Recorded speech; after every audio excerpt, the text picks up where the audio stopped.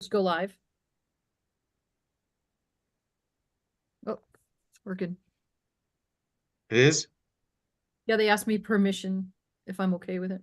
Okay.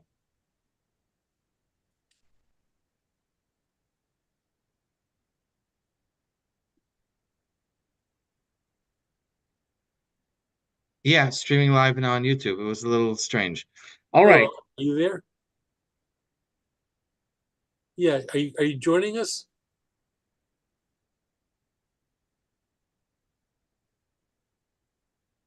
Now, yes. Oh, oh yeah, you got it. He sent you a message. You didn't get it. I figured that. That's why I'm saying it nicely. Okay. You okay. Okay. All right, bye.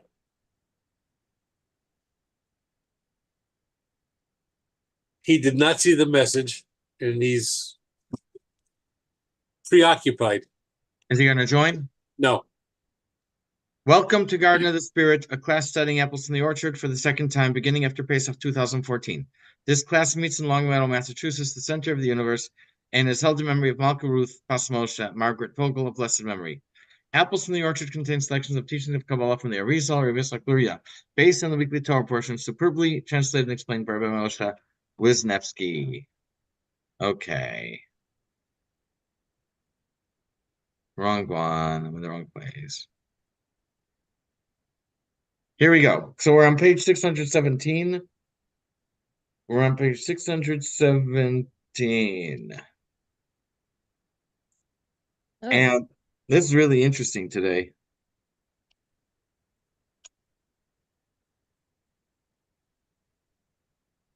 Great. Okay. That's Rudy. Okay, so one. We are careful of what we do or don't do because we know it has an effect on other people or on the environment, whatever it is, for good or bad. Lots of things. There are there are some things that seem harmless and don't hurt anyone. I'll do this in my house. I'll only look. I'll only think about it. I won't act about on it. What I say when I'm alone doesn't matter, right? Maybe using inappropriate speech is only a problem if you're in with company, but if you're alone in your house, there's a story. The king has donkey ears. Is that some kind of fairy tale? If anyone's familiar with it. don't know that one. Yeah. Hmm? I don't Don't. know that one. In other words, you need to say the king has donkey ears. Go in a place where no one can hear you and scream it as loud as you want. What I say when I'm alone doesn't matter. So one thing, Rudy said he's logging on. One thing.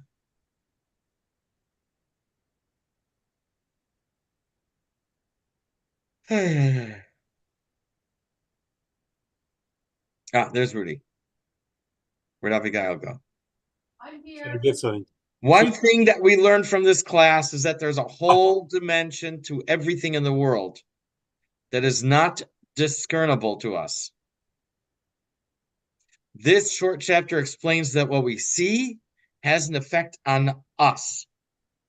So again, one of the things that we have is that there's a whole dimension, there are whole dimensions in the world that we that are not visible to us, that we don't feel, that we don't notice. I read a story last week in the Medrash. Someone got upset. Two guys were having an argument. One guy picked up like a pole, a wooden pole, a wooden stick, and was ready to smash his friend on the head. There are two guys. They got into an argument. Rabbi, I forgot who, maybe Rabbi Abba, screamed and stopped him. Not to hit, not to hit. He said, "What's the matter?" He said, "It's a wooden stick. So he'll get a bruise." Rabbi Abba said, "There is a demon standing behind you with a metal bar that you don't see. When you hit this guy on the head with the stick, the demon's going to hit him on the head with the bar, and he'll die. So he stopped him from hitting him with the wooden stick. Oh.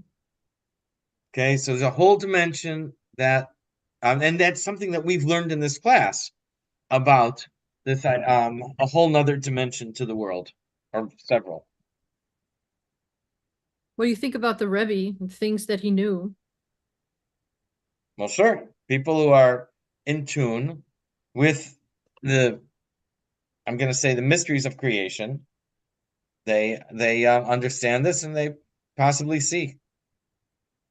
The Torah says not to turn to idols and not to make molten gods for ourselves. Now, in this parsha in the Torah, Kedoshim, let me go there. The Torah gives many mitzvahs in Kedoshim. Two parshas where the Torah gives many mitzvahs are Kedoshim, in the middle of Vayikra, and in the middle of Devarim is Kiseitse. In both of them, there are numerous mitzvahs of the 613, like 74 and 52. But there's a big difference between them. In Kiseitse, which is near the end of the Torah tells a story or a case. When there's someone wants to divorce his wife, he should do is what he does A, and he sends her away from the house. She goes to marry someone else, or he has to write her he has to write her a document that splits between them. There's like a story. So everything it tells it as a case law.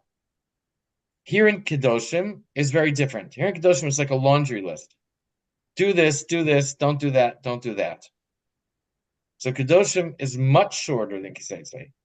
And we have 2 or 3 mitzvahs in every pasuk. When I say a laundry list, I mean a laundry list. 2 or 3 in every pasuk. And one pasuk says, do not turn to idols, and do not make for yourselves molten gods. I am Hashem. So the Torah says not to turn to idols and not to make molten gods for ourselves. When we look at someone else, it has an effect on us. Our godly soul sees through our eyes. Alan, you can begin on 617. Guarding sight. Do not turn to idols, and do not make for yourselves molten gods. I am Hashem, your Hashem. Know that when someone looks and gazes at someone else, it has an effect on the person looking, for the soul itself goes out via the faculty of sight to look. Although we are accustomed to think of sight as the eye's reaction to light waves that enter it, we are here bidden to conceive of sight as an outward projection of the soul through the individual's eyes, to grasp the image of the object being looked at. Or we don't only absorb the light, our eyes don't only absorb the light waves, our eyes also absorb what it is we look at in a spiritual way. If you look at a good thing, you absorb what you see, and the good attaches to your soul, because it's the soul that is looking through your eyes. If you look at a bad thing, the bad attaches to your soul. The pasuk in Torah could be understood to mean, do not turn to idols so that you do not become a molten god. Not that you shouldn't make molten gods for yourselves, that you shouldn't make yourself into a molten god. Because looking at idols can turn you into an idol in a subtle way. Obviously, you're not going to become like a god and all that, but in a subtle manner, you become some of the idol sticks to you. Okay, go ahead, Alan. If the object being looked at is good, the goodness will cling to the soul and it will have a good effect on the looker. If, on the other hand, it is evil, the looker will also take some of its evil, and this will adversely affect his soul. This is the mystical meaning of this verse. Do not turn to idols, lest you make yourselves into molten gods. If you look at impure things, you will be adversely affected and become like what you look at. Okay, my turn. 4. Huh? The Torah says that the people would gaze at Moshe when he went by until he reached his tent. At this point, Moshe's face shone after seeing Hashem's glory, and the people could not look at his face. But they watched him from the back, and this had a positive effect on them. Similarly, Rabbi Yehuda Nasi spoke positively about learning from his teacher, Rabbi Meir, while sitting behind him. Rabbi Yehuda said he would have learned even more had he sat in front of Rabbi Meir. Okay, go ahead, Ellen. Similarly, it is praiseworthy to look at good things, as it is written, and they gazed after Moshe. The people looked after him because they could not gaze at his face, since he had spoken with Hashem face to face. They were, however, able to look at him from behind and benefit from so doing. This is similar to what we are told about Rabbi Yehuda Hanasi, who said that all that he learned from his teacher, Rabbi Meir, was because he looked at him from behind, and that he would have learned even more had he looked at him face to face. Rabbi Yehuda Hanasi, the prince, was the spiritual leader of the Jewish people in the 2nd century, who performed the monumental task of recording the oral Torah in writing as the Mishnah. When he was studying under his teacher, Rabbi Meir, he sat in the rows of pupils behind him rather than the rows facing him. From this chapter, we learn the importance of controlling what we look at.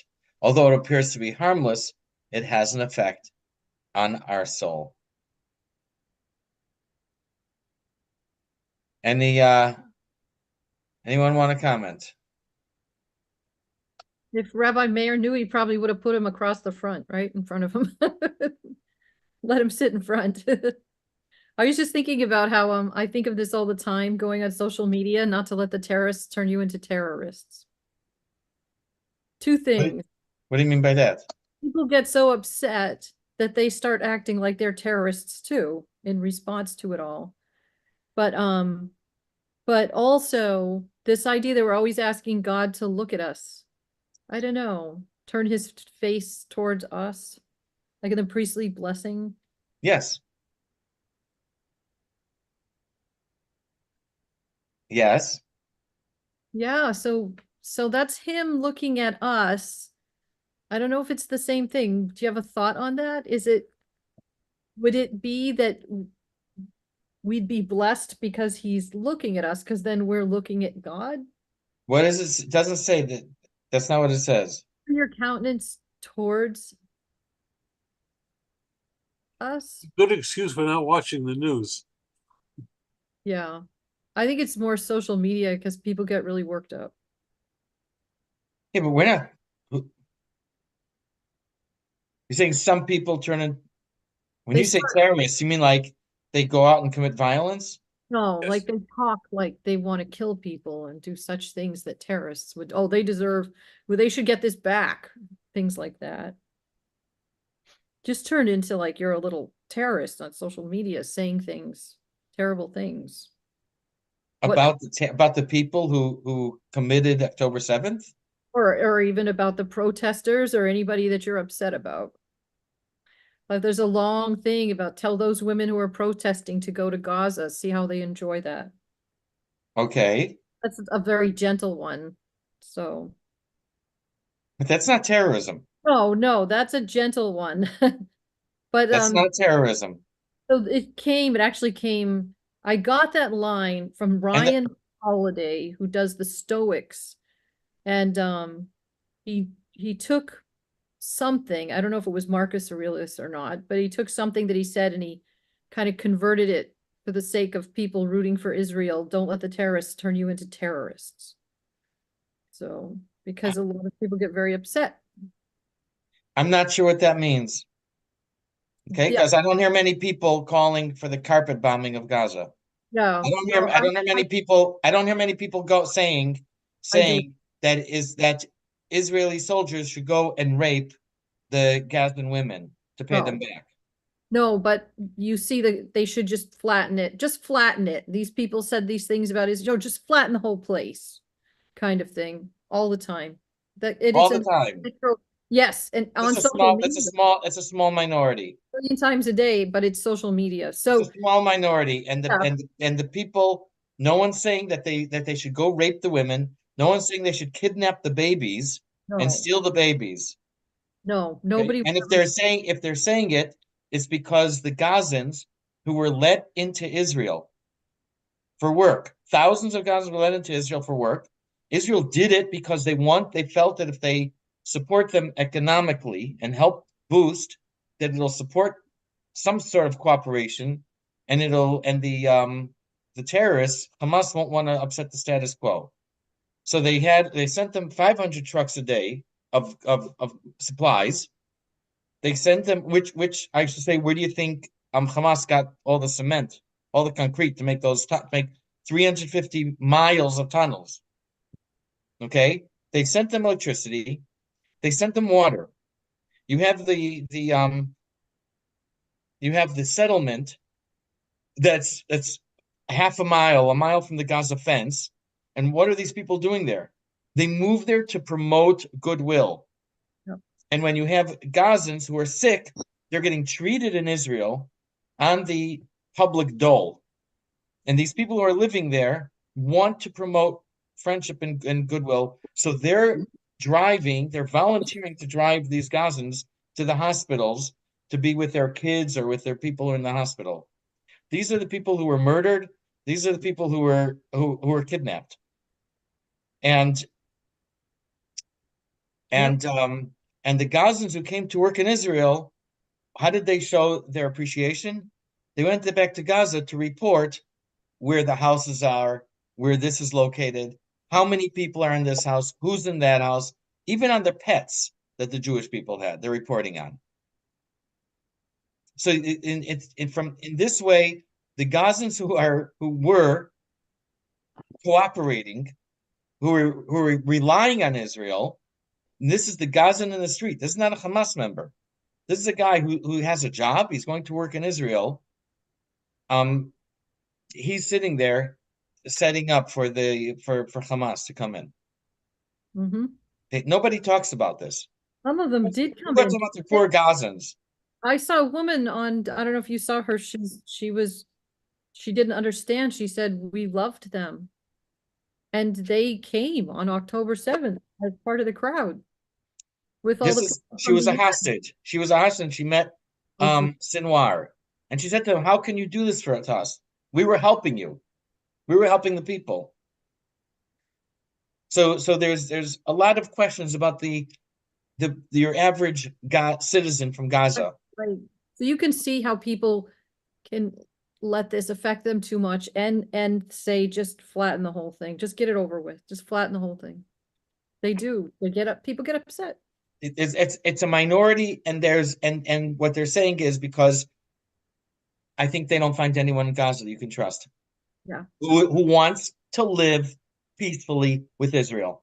I didn't know that we're getting so much aid always. Always getting aid on medical. I'm going to recommend a book. I mean, we're on what is it called here? But if you want, you can recommend a book. It came out, I don't know, a number of years ago called Catch the Jew. I'm writing It's it a down. very informative, eye-opening book. Catch the Jew. You had recommended it earlier. I think I downloaded it, but I didn't read it. So it's a guy who grew up Hasidic in Israel. He's not religious today. And he came to Israel. He went back as an incognito as a German journalist because he lived in Germany for many years. As a German journalist, talking to people. And he reports what he heard from the Israelis. He reports what he heard um from the Arabs. And that right now Israel finally, I'm not blaming them for not doing it until now, but right now they're working in the West Bank, going after the terrorists. And they're finding all kinds of stuff, guns and weapons and so on and so forth.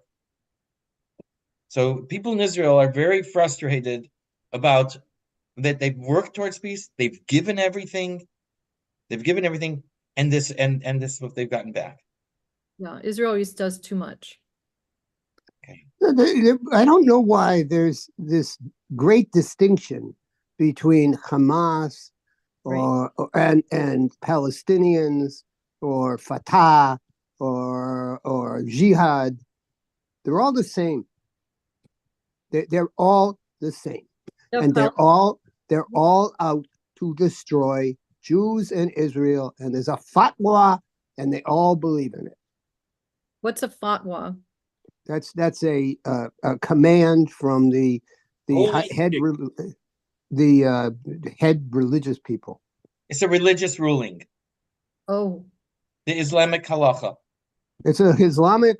There's a fatwa about Jerusalem. There's a fatwa about Jews. There's a fatwa about Israel, Judaizing, anything. There's fatwas all over the place. Do you know, under the Palestinian Authority, if an Arab sells a house to a Jew, then he gets the death penalty.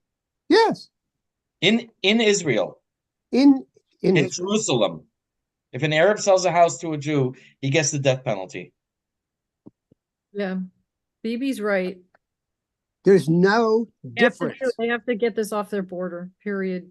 And they need to eliminate. No state. Palestinian woman, she said, I don't know why she's so innocent. She said, I don't know why everybody keeps making a distinction, exactly what you said, between Hamas and us. We are Hamas, that's us, that's where our children go. This is There are plenty Israeli Arabs. Those are citizens of Israel who are Arabs and Muslims.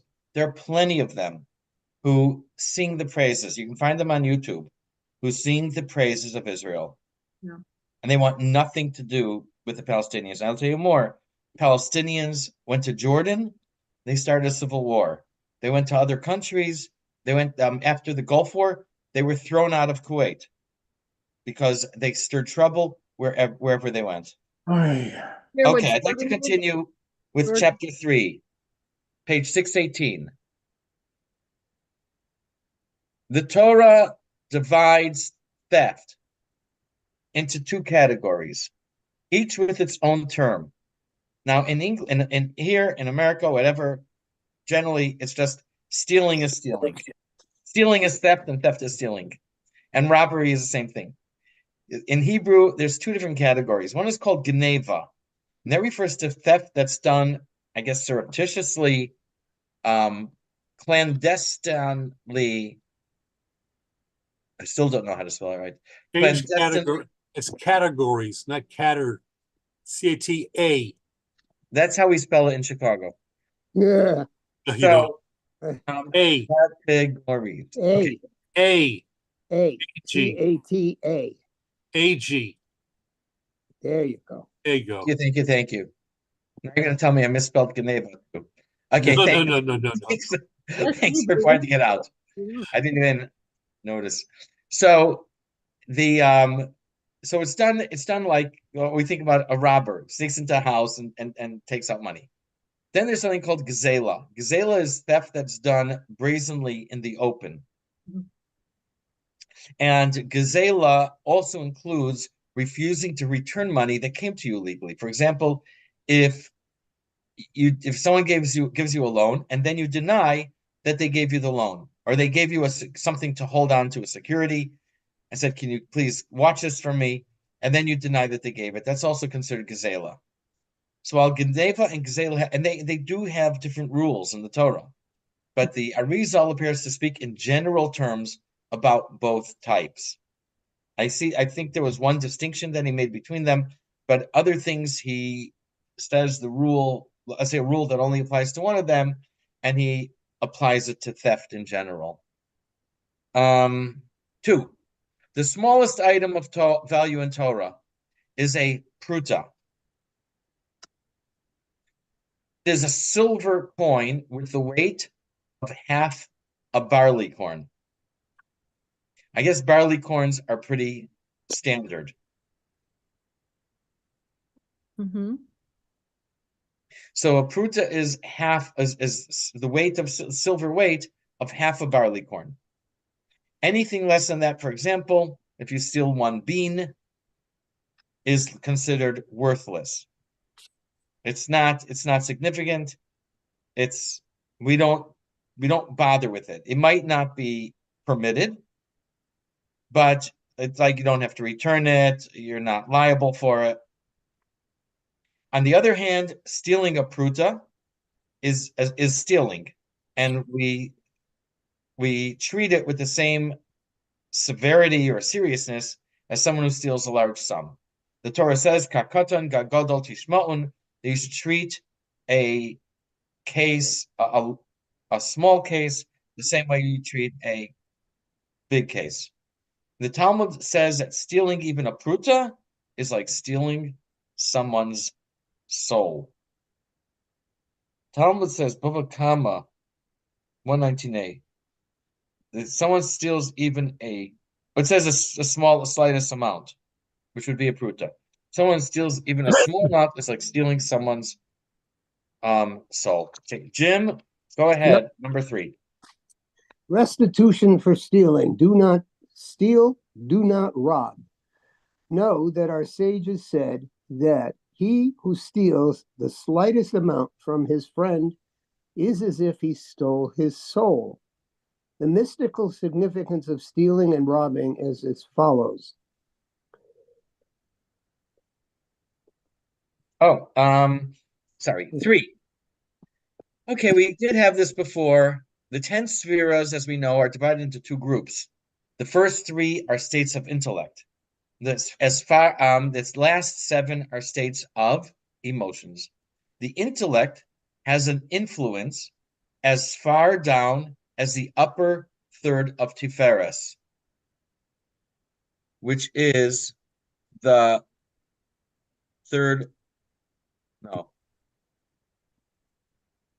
sixth, third of the emotions.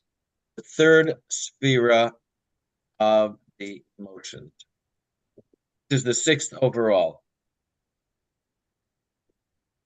So it goes down from the intellect, it goes down 1 sphere to Chesed, a 2nd sphere to Gvura, and then in the 3rd sphere, it goes 1/3. So it's 2 1/3 spheres that it has like an impact. The intellect of which the upper third of Tiferes is the intellect of Tiferes. Thinking that there are 10 spheres, the first 3 are intellect. So this is the subspheres of Tiferes. The first third, the intellect of Tiferes. Geneva, clandestine theft, causes damage in the intellect of Tiferes.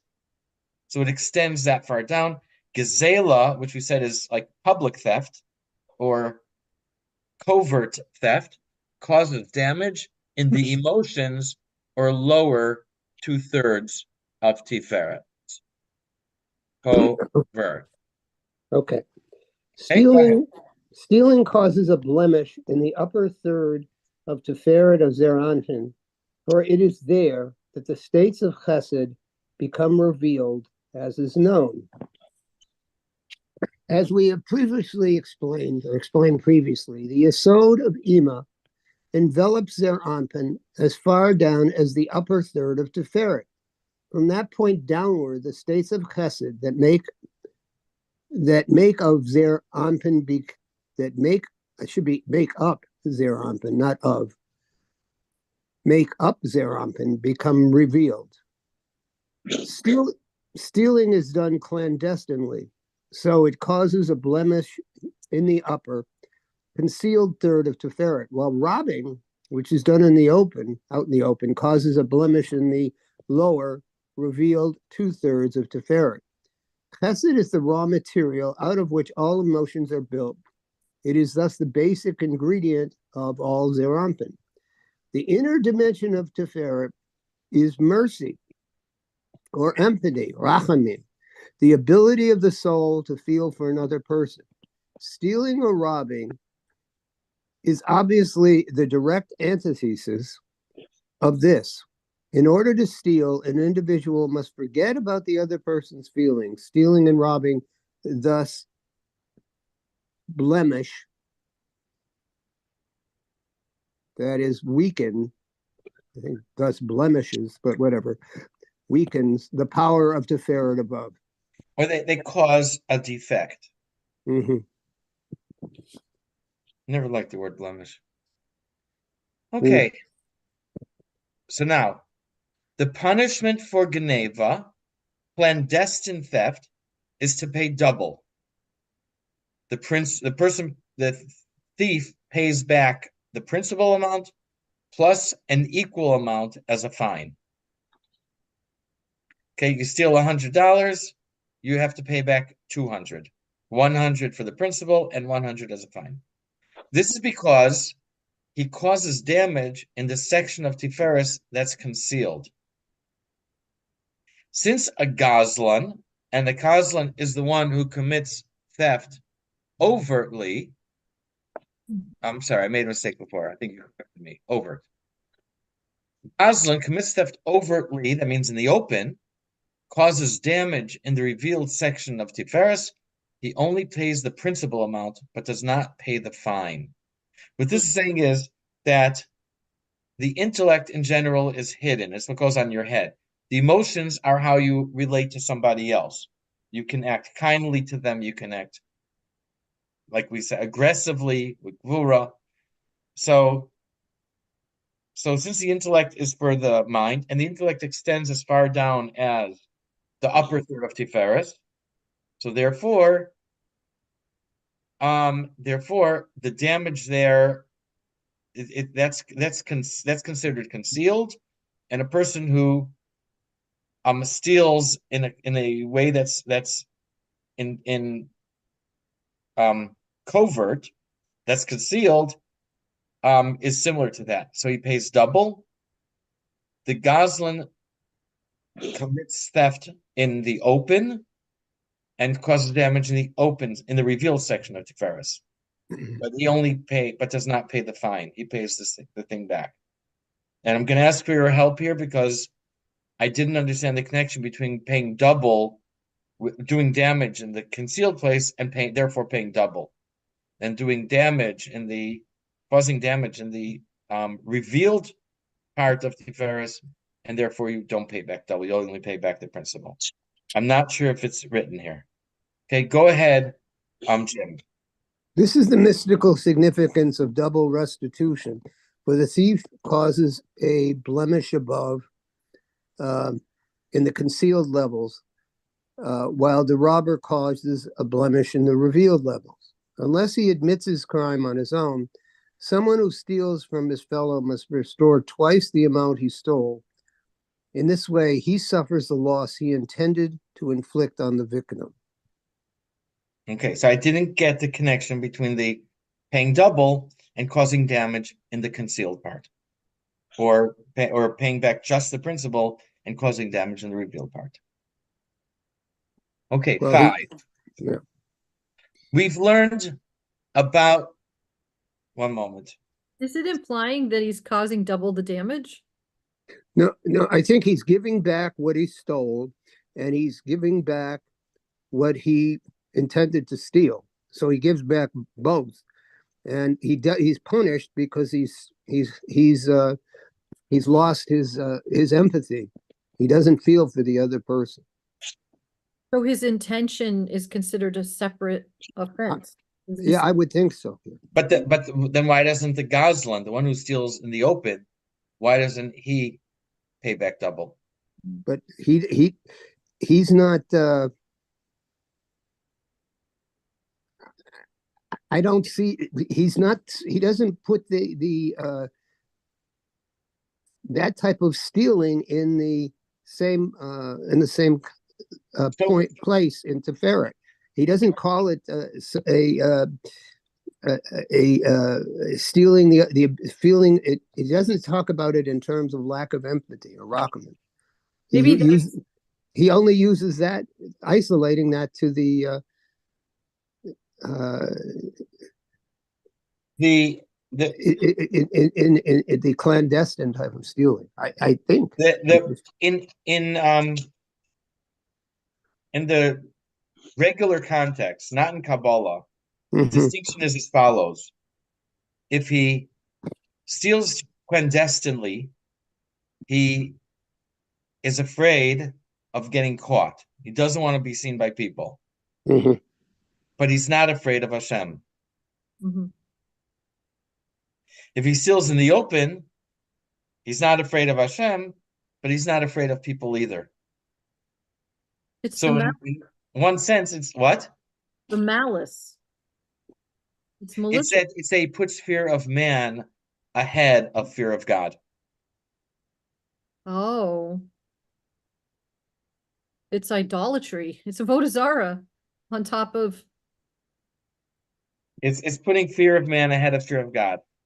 And I guess connected with that is the idea that there's the transgression in one perspective, the transgression is more serious. Mhm. Mhm. I would think if a child did that too, a child who runs up and steals something versus a child who does it secretly, I would be much more upset about the latter. Mhm. Yeah, but here is if you do it secretly, then your punishment is double Yeah. because you're afraid of people, but you're not afraid of Hashem. Anyways, that's in this simple context. Kabbalistically, it's not clear, but we will explain more. Okay, 5. But I'll tell you this explanation here is fascinating. Just like we had in chapter 2 that we began the class with about what you look at. This is amazing. We've learned about the interaction between Zerampin, the male spheres, and Malchus, the female sphere. Here he calls it coupling. I like to use the word interaction. When these interact in a harmonious manner, they cause divine energy and blessing to flow into the world. This interaction also produces souls. I don't think we've had much on that. Souls are produced as a result of this interaction. 2.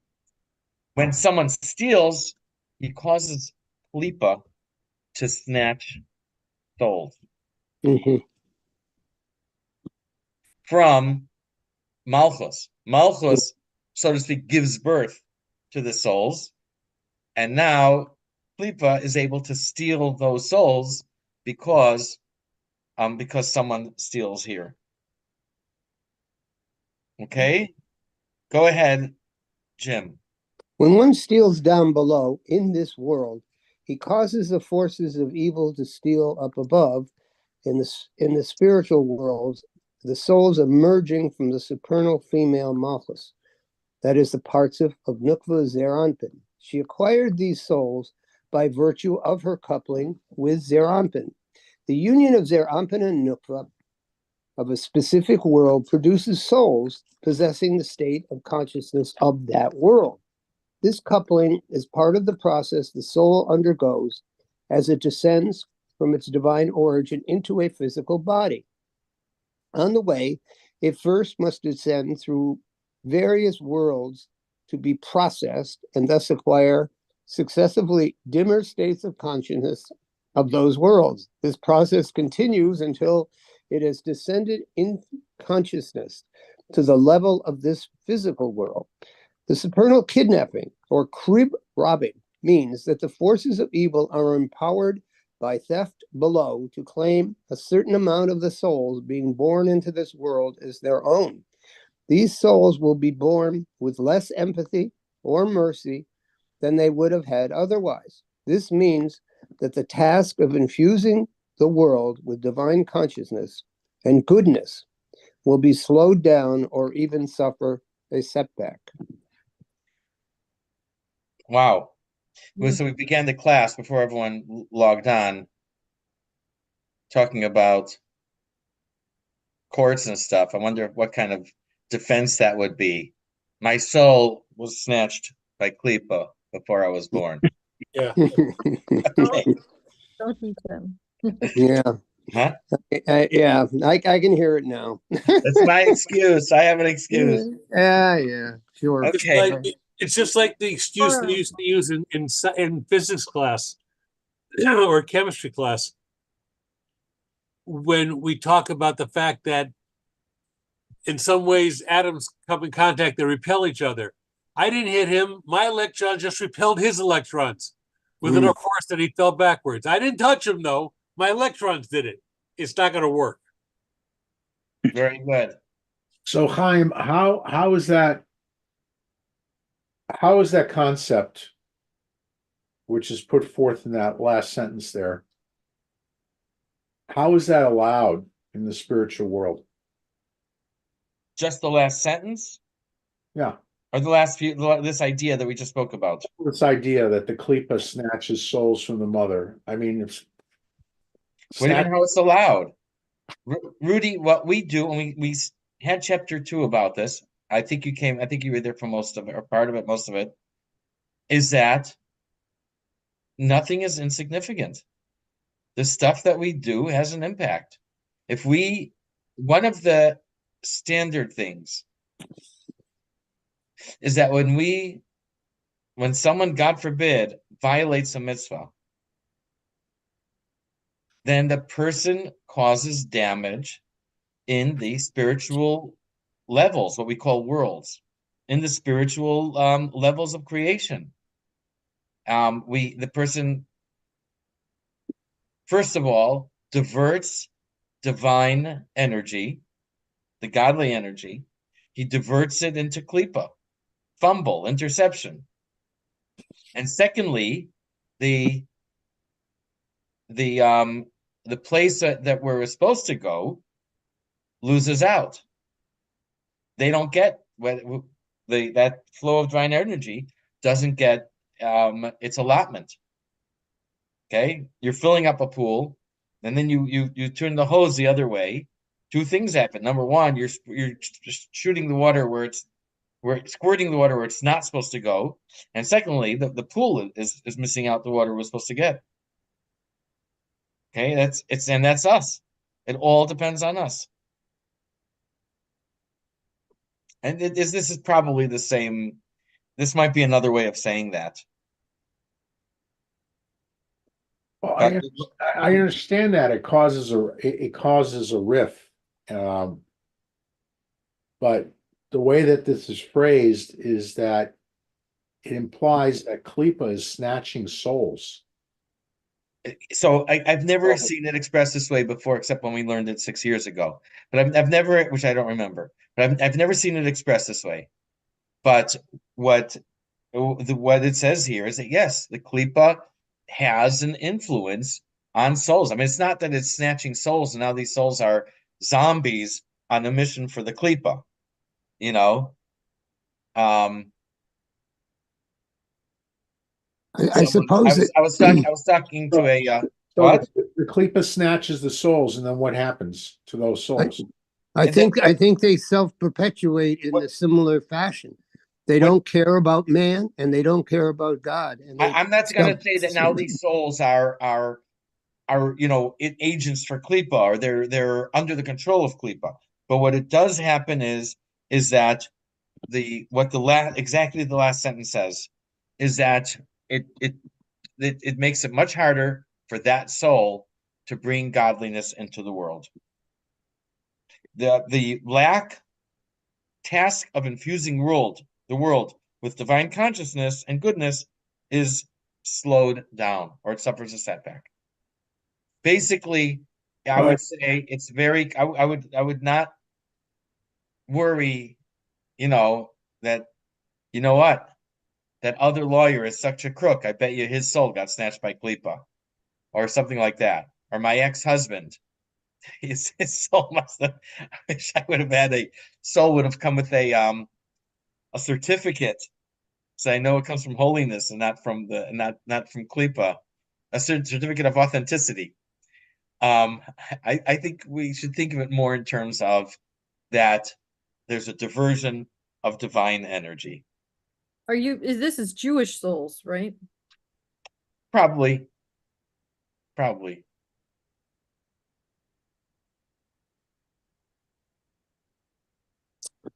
I know we've been learning this now for 10 years, and I've come to the conclusion that as much as I learn, the less I know. It's just That's the old saying, the more you know you don't know. Yeah, that means you're learning. just Well, that's the beginning of wisdom. Imagine. According that's the beginning of wisdom, according to Socrates. To know that you don't know. Right. That's the end of wisdom. He says it's the beginning. I know that I I'm don't saying know. you It come, may a be guy the comes end up, too. It's what? whatever. I'm just quoting Maybe Socrates. that's when you reach. Well, yeah, there's different ways to look at it. I get it. The guy comes home 2 a.m. drunk, tells his wife, "Not my fault. My soul was snatched by Klippa." Yeah. That like reminds me, if you teach Torah to your daughter, she's gonna get away with it. That what? If you teach I learned for I learned for a few years with my daughter every day. Yeah. Yes, every day. it's just a mind-boggling concept. So to procedures, you A watch out. mind-boggling concept that just causes my mind to break when you think about it, that everything that was, that is, and that will be, which is based on human nature, and human nature is completely and utterly flawed, that the entirety of this world and all its machinations and those who try to keep the world going to the best of our ability through the performance of mitzvot are suffering through all this. And maybe the word suffer is wrong because I can't think of another one, because of the act of one or two individuals, a single act. So I keep going back to the original sin. It's just mind-boggling to me. Have you There was heard? there was a Nachshon. Sorry. There was an individual. There was an individual named Nachshon. Nachshon ben Aminadav. Yeah. Yeah. What about Yes. He was one person who led the way into the sea, and the sea Yeah, split. he jumped in. Oh, he was a zealot. And well, He what jumped in about up to Pinchas? his neck and without any question. One person. Up to his nostrils. Nostril, yeah, up all the way up. And the Navi says, Echad Haya Avram. Avraham was a lone individual. And look at the impact of the world.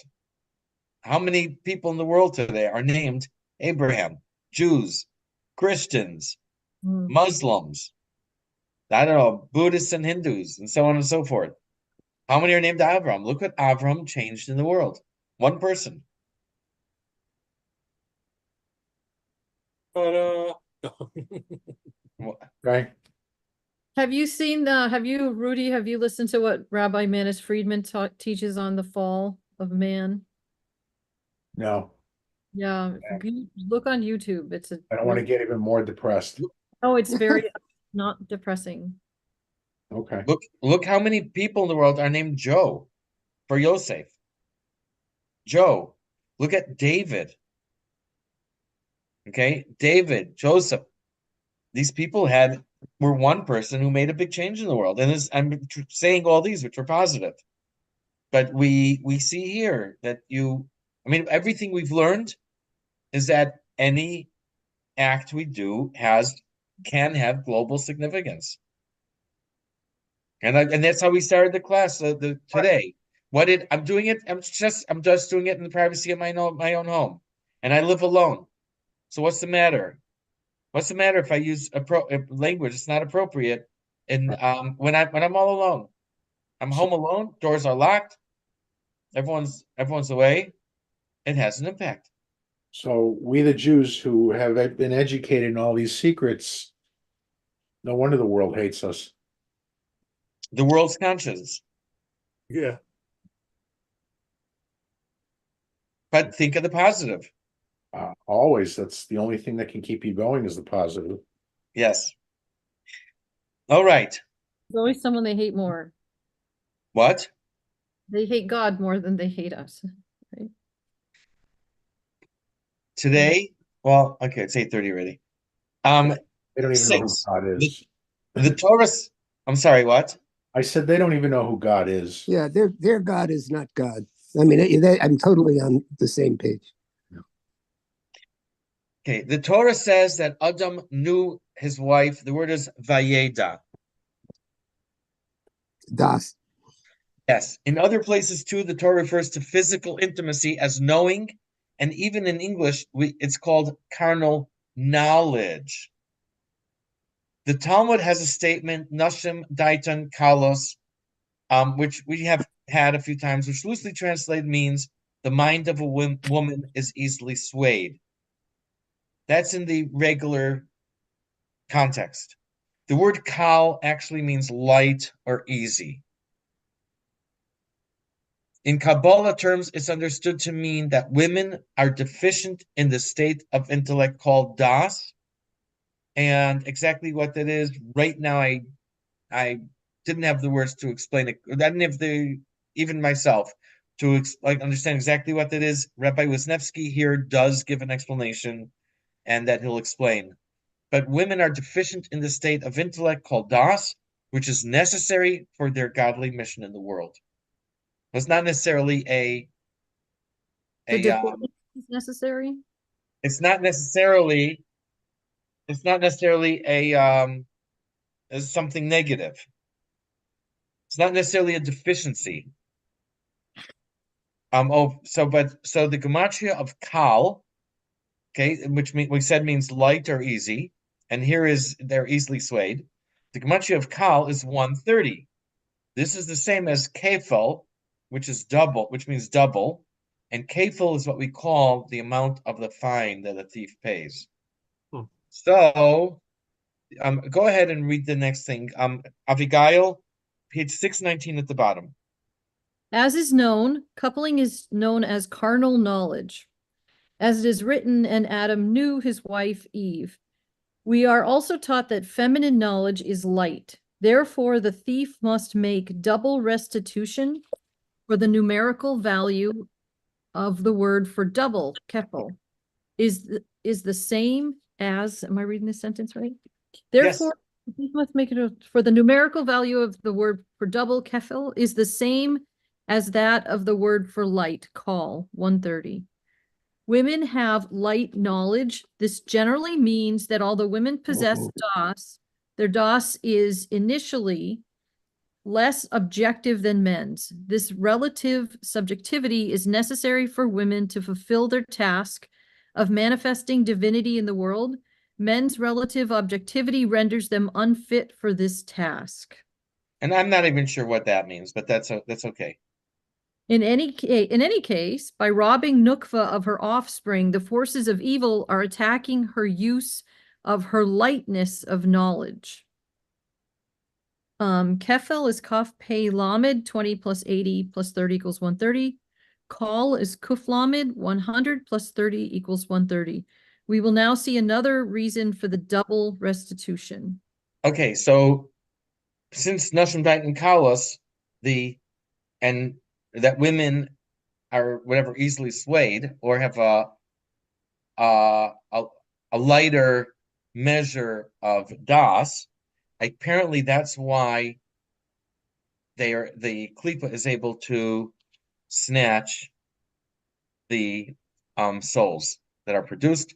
But this is why you guys are lucky that I teach this class. Look at the next thing. This is what we just said. A, stealing allows klipa to snatch souls. Should I write theft instead? I think that's a better word. Theft allows klipa to snatch souls.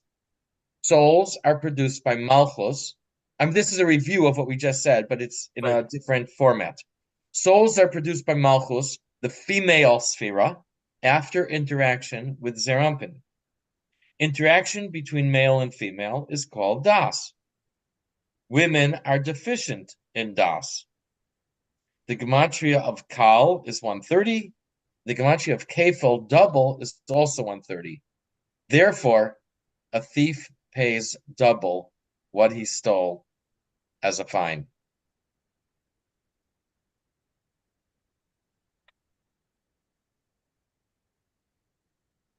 but their subjectivity allows them. I don't know if it allows them to manifest divinity in the world. So there's a positiveness of this of Malchus, of not just a deficiency.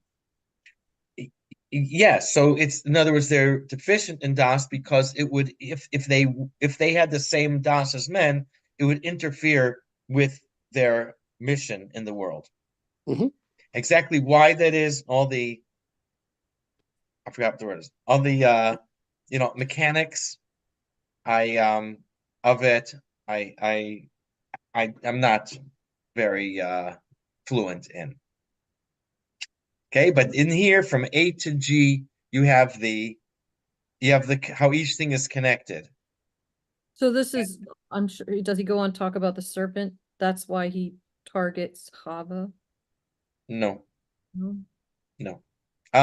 In other places, And targeted her because she was her DOS. in the simple terms, it would fit. In the simple context that women are easily swayed. Then someone said it means his understanding of the Zohar is that it means she's more penetrable, influenceable. That is the plain context of this phrase. That they're more easily swayed. Maybe it goes into the nature of receiving. There's kind of the receiving end of the das, where male is a giver. Right. She receives influence, right? Yeah. Could be. Has to Could be. receive to I'm not going to claim that it could be. But this allows her to make to make a home for Hashem in the world. right. More subjectivity is a more connection to the material is what Right. to me. And so we have we have Manasseh, who's like his father's home, and then we have Ephraim, who's fruitful in the land. Mhm. Two different roles. Mhm. He says here their das is initially less objective than men's. So that this relative subjectivity is necessary for women to fulfill their task of manifesting divinity in the world. I think we said that women are more concrete. We've said that a lot. Yeah, he talks about concretizing a lot. We've talked a lot. Arizal. Women concretize are more concrete, Yep. which So would be like a initially- lack of objectivity. Initially is an interesting word. When does it change? Yeah, I don't know. Maybe when she's pregnant. Maybe we're talking I don't know, miscarriages, stealing souls. Maybe after she gets married and like her husband can have an influence on her. Just joking, just joking. No, it's true. The genders help each other a lot, you know. I've learned an awful lot from my wife, and I'm the first to say it, and I say it often. Okay. Happy 7. wife. In Kabbalah, the good deeds performed by man are called feminine water and trigger divine energy in the form of blessing from above called masculine water. Klipa is able to snatch both of these as well, in particular, the souls that are carried aloft by the good deeds. I think he says here that when a soul completes a task on earth. Okay, so again, it means I would not think of this that the Klipa grabs souls and holds them hostage in tunnels somewhere in the bowels of the earth. But it means that the souls get, let's say, contaminated or damaged by the Klipa. Okay, Avigai would like to continue furthermore. Furthermore, when someone steals down below, he also causes the forces of evil to steal up above, the souls ascending as feminine water to Malchus. This further causes the descent of the seminal drop of male water from the male partsuf, i.e. Zeranpin, Male water and feminine water, the imagery of rain and evaporation, or perhaps even that of geysers, are the Zoharic terms for arousal from above and arousal from below, respectively. When a soul completes its task or a task on earth, the positive energy created by this good deed, ascends back through the supernal realms into its source in Malchus. This upward surge from below elicits a corresponding downward response from above, and causes a further revelation of divine beneficence and goodness in the world. When a person steals, however, the forces of evil are empowered to steal this upward surge for themselves, preventing the concomitant downward male response from occurring.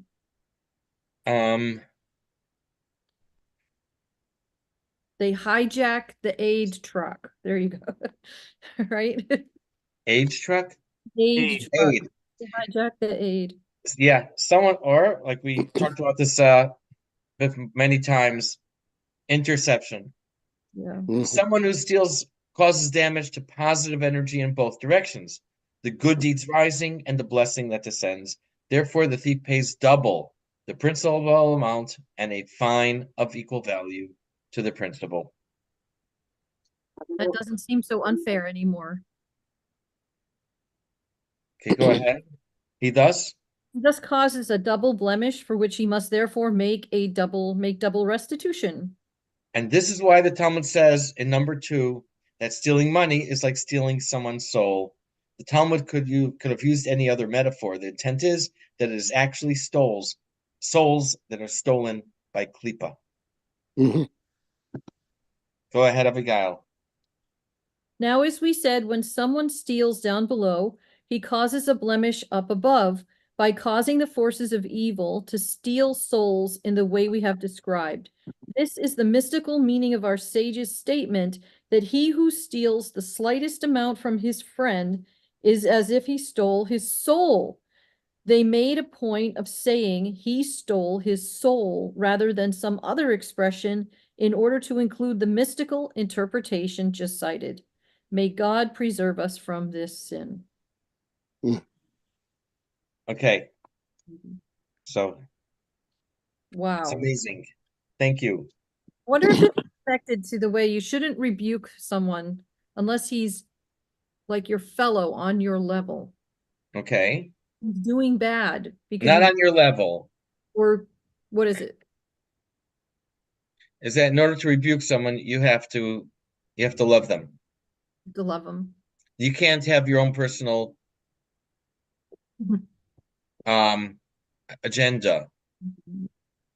I was just thinking if there's somebody who's your fellow that you see regularly and you see he's fallen into some kind of a pattern, are you exposed to having your mitzvahs stolen by this guy?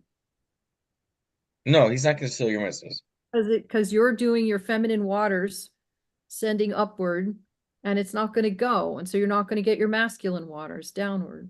As long as you steal less than $900. But he could steal it. But the idea is it's not me that I don't mess I guess you No, your good deeds aren't getting stolen. But doesn't it say if someone's, I guess you have to steal. He has to only if he's stealing, maybe. Oh, this talks about stealing. I would like to go back to and revisit a few issues. And I know it's very late. I actually prepared the next chapter 4. We'll save that for next week. God willing, we'll meet again on Tuesday. Hopefully everyone can make it. For one thing, regarding what we spoke about before, about that Jews or Israel shouldn't stoop to the level of terrorists. I think I don't know I didn't understand who it was, where this was initiated, who initiated this, but it's kind of arrogance to sit here and lecture Israel.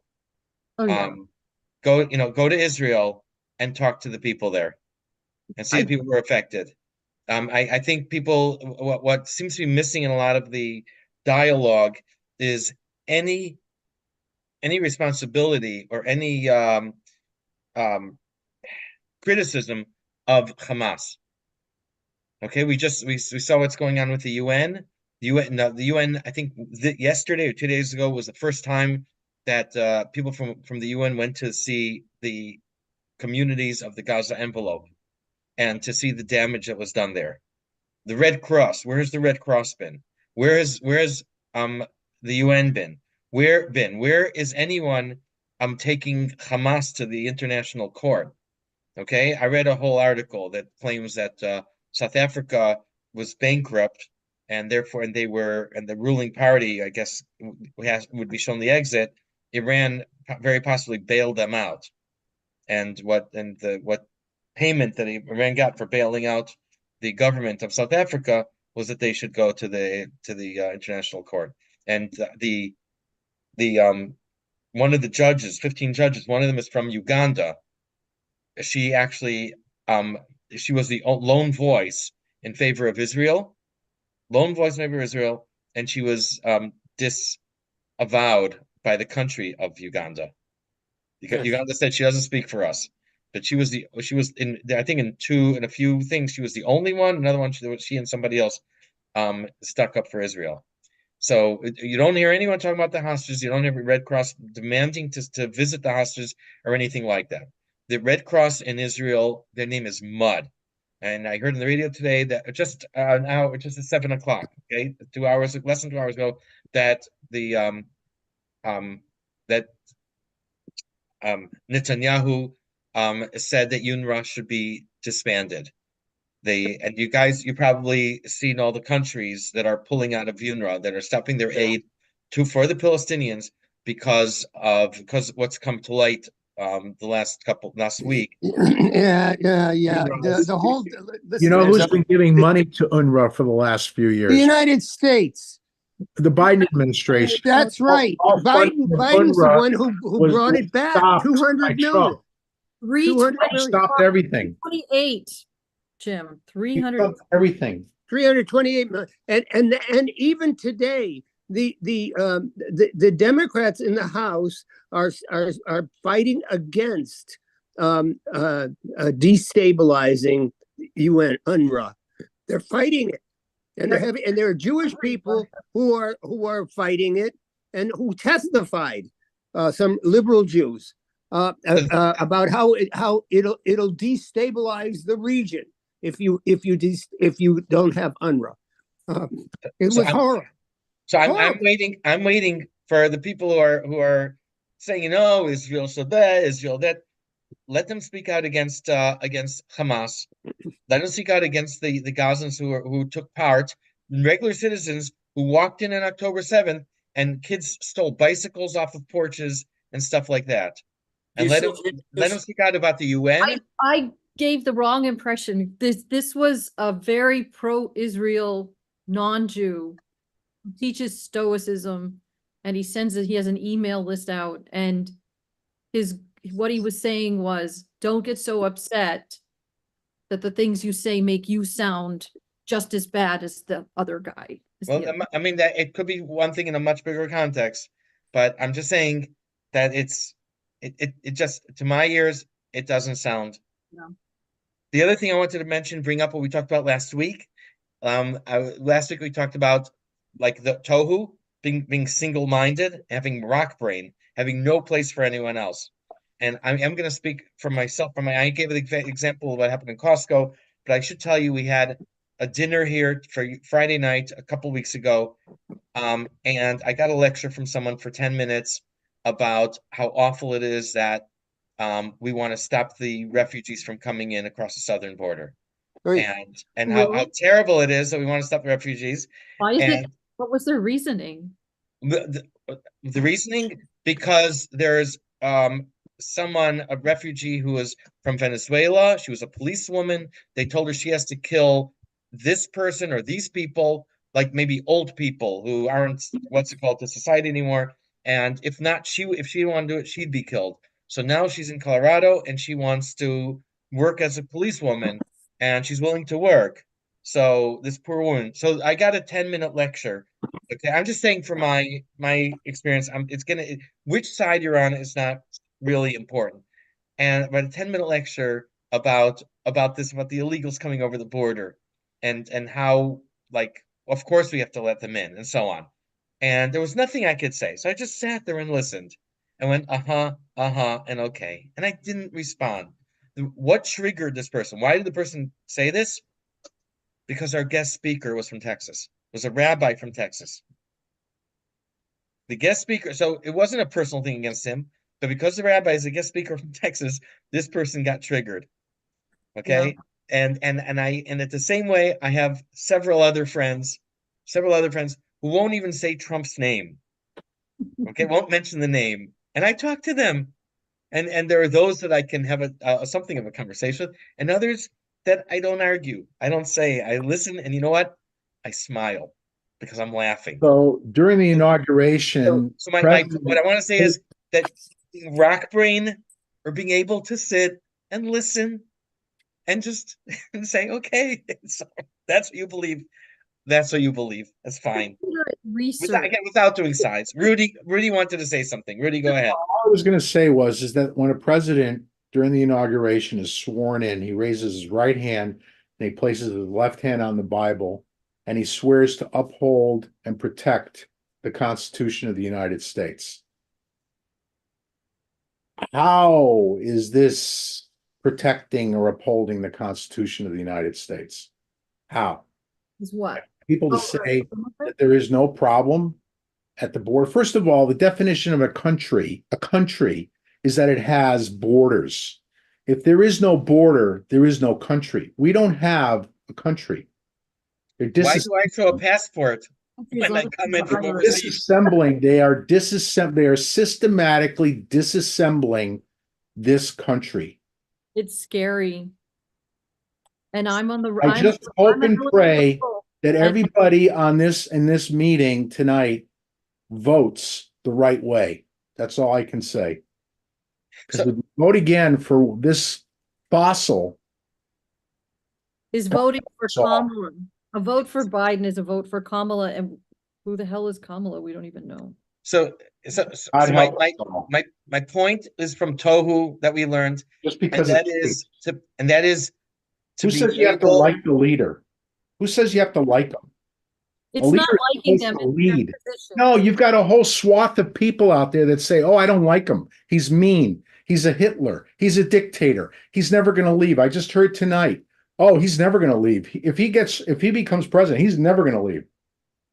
You know the expression. Who has to like him? Why do I have? Am I going to bed with him? Am I eating with him? Am I sleeping with him? Am I dressing with him? Am I going out for a car ride with him? No, you're not his type.